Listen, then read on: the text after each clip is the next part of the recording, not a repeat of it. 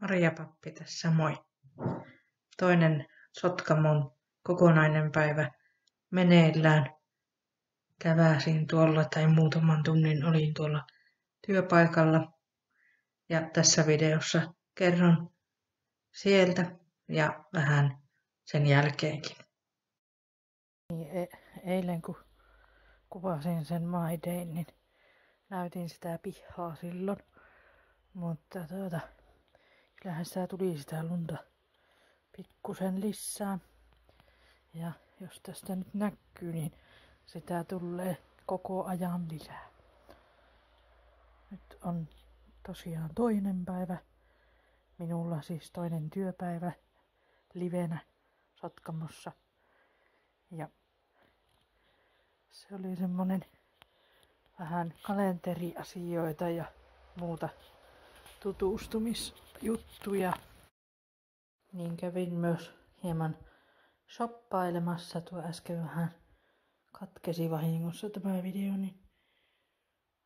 niin tommosen 35-litrasen rinkan ostin, kun kulen kuitenkin tässä väliä, Puolangan ja Sotkamon väliä toistaiseksi.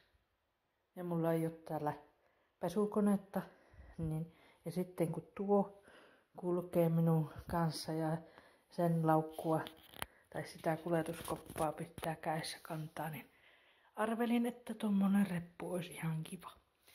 Sitten ostin tämmösen pienen maton vähän sen takia, että ei kaikus niin paljon täällä huoneessa. Ja sitten ajattelin, että tämä on semmoista materiaalia, että Milo saa siihen ihan vapaasti kynsiä.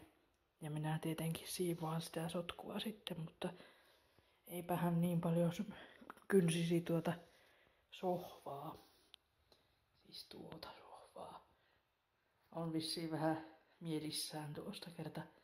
Taas pitää sitä kuvata. Niin luulenpa, että tänään taas menee aika lailla tossa koneella ja telkkaria kahtoissa. Ilta sitten. Huomenna lähden sitten Puolangalle. Toivon mukaan on vähän parempi keli kuin tänään. Niin meinasin jo tuossa, että pitäisikö lähteä Tolkienin ensi iltaa kahtomaan, mutta en taida. Pitäisi mennä joku ilta sillä, että jos sais jonkun kaveriksi sinne. Mutta katsastellaan sitäkin.